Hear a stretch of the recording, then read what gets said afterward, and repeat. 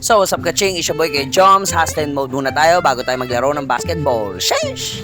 Bibing! Thankies! Ah! So, outfit check tayo. Nakapang-basketball na ako. Pero rarekta muna tayo sa ating deliveries. Let's go! So, first station kay Ate Sherlyn. So, eto, hintayin na natin siya. Ayan, palabas na siya. So, ang usapan namin, trade ng leche plan tsaka ng halaman. Hindi, joke lang yun. Inilabas lang ni ate yung halaman kasi nalulungkot daw. So, kaching, next station tayo. 3 lang yung dala kong leche plan. Punta naman natin si Kimpoy. Walang kabog-abog, binili niya agad yung dalawa.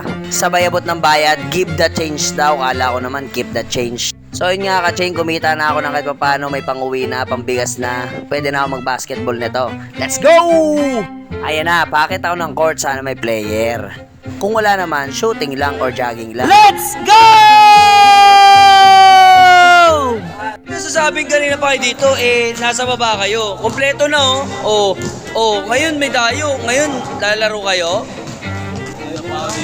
Anong oras? Dito na ako kumain. Diyan ka na nagtangalian. Okay. Ikaw, anong oras ka dito? Nag-time in? Ano ka mo? Alas 7 umaga. So paano mga kaching, magpi-play muna kami. Go, go!